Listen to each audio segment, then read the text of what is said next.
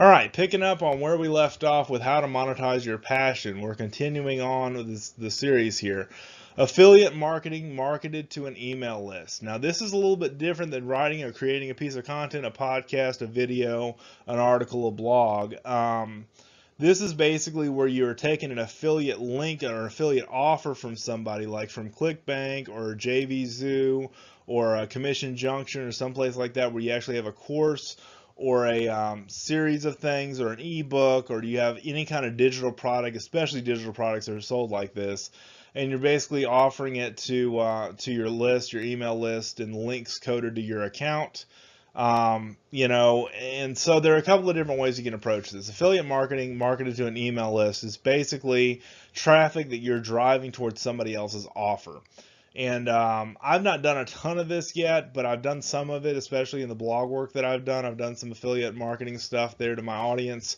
But basically, what you're looking to do to have that is have a mailing list of some kind. I've got a very small one that I'm marketing to right now for this course. But basically, you want to build a list with a free opt-in digital offer. Now, no matter what you do, no matter where you go, no matter who you are, you can create a digital offer. This is really easy. For me, it's the Best of the Outdoors ebook, okay? It could be a podcast recording. It could be a simple white paper, a little one-page PDF that teaches people how to hunt and fish better, or anything like that that you can convert into PDF and have digital download in exchange for people giving you their email address, and that's how a lot of people build lists. You can also go to other email marketers and pay for their list, or you can have their list emailed on your behalf to get your offer. You can reach out to other people that are doing that. I've not done a lot of that, but I've got a little bit of experience with how it works. And so if you have anything like that and you really need help with, just reach out to me. I've done a little bit of everything of this stuff, and so I can help you to some degree. But basically, an affiliate marketing. I probably should have rephrased this. Affiliate marketing marketed to an email list, link coded to your affiliate account, and you build the list with the free opt-in digital offer. So you basically have an offer to send to your list from somebody else. And so that's been a very effective way for a lot of people to make money in this industry, especially with the digital. There's no product you have to mail. There's just money changing hands, and there's product delivered to somebody's inbox or digitally downloaded to their computer or their smartphone. So that's a really cool way. All right, monetize your website, blog, YouTube, podcast, show notes, and elsewhere with affiliate links. I talked about this previously in the last video, but there's a lot of different ways you can do this with Amazon. There's a lot of different ways you can do this with Best Buy or any kind of place that sells any kind of outdoor equipment. Walmart even has an affiliate program. But there are a lot of independent affiliate ones, like I said, you can find from Commission Junction or JVZoo or the affiliate marketplace like ClickBank, which is one of the biggest ones, that are hunting and fishing related, that are things that you can plug into your website, blog, YouTube, podcast, show notes, and so on and so forth. So basically what you're doing is taking and highlighting a link of a word, or actually highlighting a word or a set of words, and then you're taking and putting that the link embedded in those words. Okay, so you're basically saving the link as part of those words, so that link to those words are clickable to your affiliate link. All right, does that make sense? I hope it makes sense.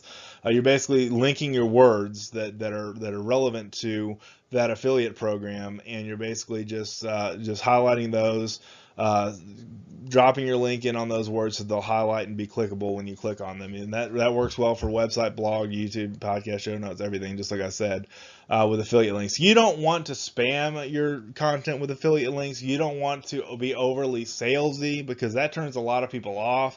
One compliment I get on my podcast, guys, and I've got a few sponsors now, is that I come off with live reads. I come off with not with pre-recorded commercial content crap. I come up with really good, solid content, live reads, authentic, genuine, live reads from me, of me talking about that product or service that I'm promoting, as it relates to me and as it relates to my listeners.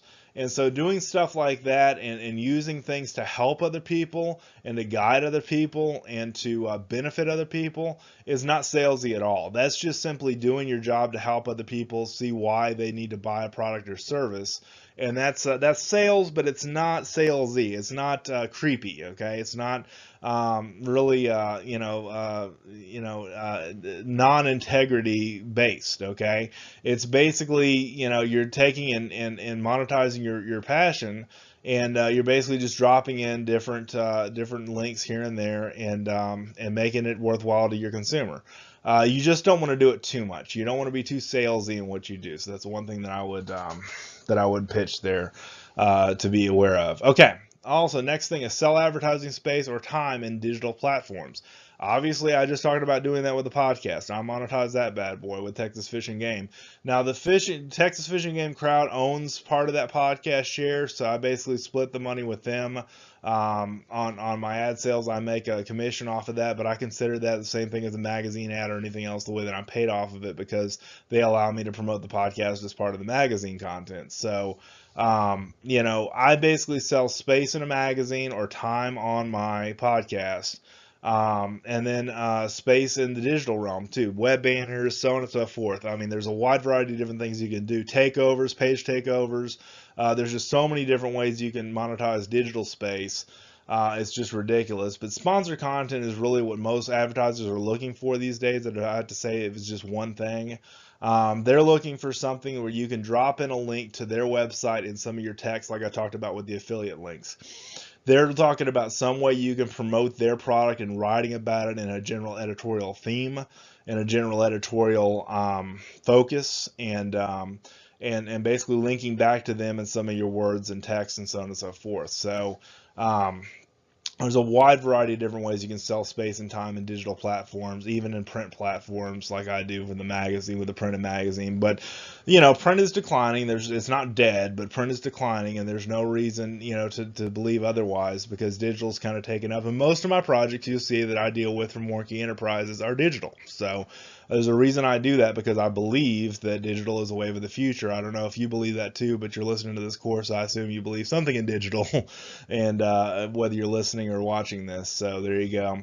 All right, donations from your audience through PayPal donations or sites like Patreon for subscription content. Now, this is something I have a powwow once a year with media folks at SHOT Show. And one of the companies I worked with for many years and still work with, they're actually one of the sponsors of the podcast that I host. They actually host a media event for YouTubers and podcasters and all kinds of people like that get together and do media stuff. And basically, one of the things that a lot of guys have been starting to use is Patreon, which has been kind of the up and coming subscription platform for people, getting donations from their subscribers, from their audience. Just to kind of support them, keep their livelihood going, so on and so forth. There are a lot of YouTubers that do that.